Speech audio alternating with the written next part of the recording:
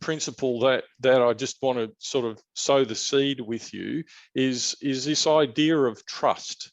And from our art and science of work winning, so from the supplier side, what suppliers are trying to do is to try to convince you that they are the most trustworthy. And the process of selecting a preferred tenderer, picking a contractor or supplier through the eyes of the supplying organisations it's a trust process. Now, sometimes the trust has been established already through incumbency, and I'll share you some numbers in a minute that might actually help explain a few of these things that we see. But trust is fundamentally a function of a couple of different things. And we've sort of pinched the trust triangle from a couple of Harvard Business School professors to try to articulate this. And we talk to our clients about this, and it's really, I think, instructive for procurement people to hear about it as well. Because when to be trusted, it's not just enough to have a good sort of solution or an approach. CVs, people, process, technology, system, methodology or something. There's usually got to be an empathy or an empathic understanding of the prospect. So generally speaking, for a procurement person to trust a supplier, you have to get that they get you, right? They understand what you're trying to achieve.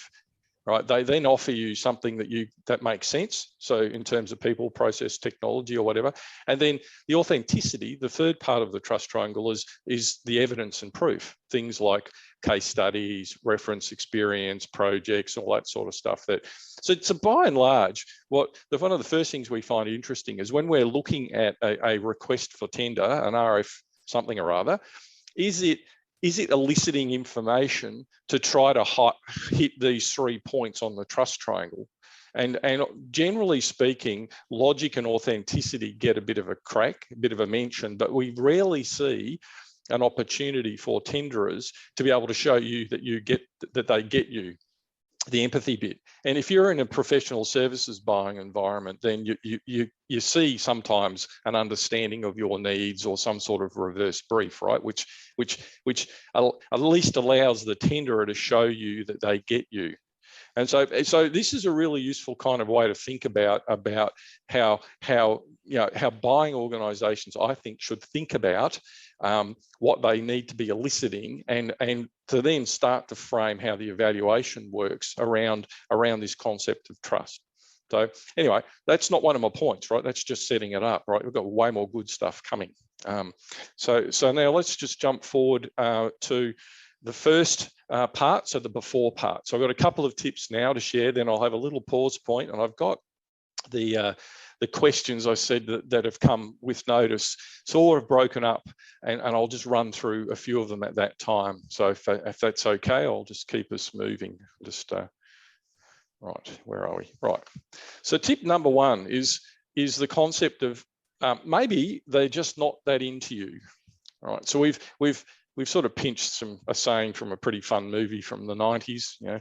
He's not that into you, but I think one of the first problems that procurement organisations make is that you think that suppliers and contractors are desperate for your custom. Okay, so we think that the mere opportunity is alluring. The fact that there is a request for something available either through an open or a closed process is somehow or other, snaps everyone to attention. And the reality is, really good selling organisations are very strategic about the opportunities that they pick and choose. So if you want a really good tendering outcome, what you need to do is set it up so that you get organisations into the process that really actually are into you. Now, I know in a public buying environment where we're obliged to openly tender, it's a little bit tricky, right? Because you're essentially letting anyone have a go. But this is a really interesting part, I think, of how sourcing events set up and the processes that and the interactions that happen with the marketplace before you get to the RFX, because you don't want organisations inside of the environment that if they're either really not good, they really shouldn't be there, they're probably not going to win, and they just kind of waste your time and theirs. All right, so there's actually a little flow chart here, which is comes out of the APMP, which is a decision tree we help our clients with to work out whether they should tender or not. And so I think what procurement people should do is look at it the other way around. Okay, and I, by the way, I do talk with clients a fair bit about these sort of tools like the Kraljek matrix. Now I know there's lots of debate at the moment about whether it's still relevant or not, and my view is yes, it is.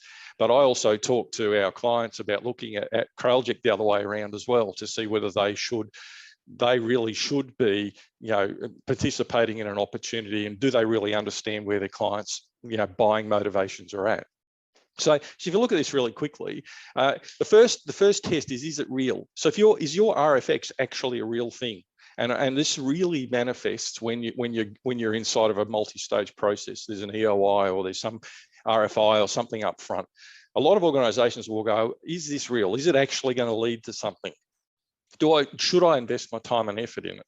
So my suggestion to you, as you're probably gathering, is if you want fair income, genuine bidders to be participating, you need to help them understand that it is real, right? It isn't and where the situation is regard to funding or whatever it is, so that they know that it's not just you sort of kicking the tires in the marketplace. The second question is, do we want it? So does it fit what we do? Am I well positioned? Now, this is the area where I know there's often a lot of contention, because you could be a procurement person and spend all day just fielding inquiries from the marketplace. Hey, let's have a coffee. Let's tell me, right? I know that there's a practicality, but the reality is the fundamental determinant of bidding or not bidding is whether an organisation, a selling organisation, believes it is well positioned. It understands you, you understand it. They've got enough confidence in the process. They might have worked out who the decision makers are, right? So this is the world of business development. And so if you just put the shutters up too early, what happens is your opportunity is a mystery. Okay, we're not sure. We don't really understand what the needs and issues are. We're not really sure what's going on. And that can be a reason for good performing organisations to choose to not bid. And the ones that you might want to tender might not. The third area, which is can we win it, which is sort of flows on from that positioning activity, is do I understand clients' needs and issues? Or if I don't, can I find out? And more importantly, do I have the buy-in and kind of the resources to actually do the bid? And I'm going to share with you some metrics in a minute about cost of tendering. And I think a lot of procurement people miss the fact that it is actually a substantial investment in tendering. You know it is. It takes bloody ages, right? Yeah, and it really magnifies on the other side. So they want to be really, really careful and sure that yours is the right opportunity before they invest the effort in it. Because what otherwise happens, and I know you all know this, is you get the opposite of JD's cut and paste RFX back at you. You get the cut and paste tender, right? The generic, boring, kind of useless thing, because we've all kind of turned it into an administrative activity rather than an important strategic one. And then the last test for this sort of decision tree is, if we win it, can we actually deliver it? Because every supplier knows that their reputation is generally only as good as the job they've just done. And so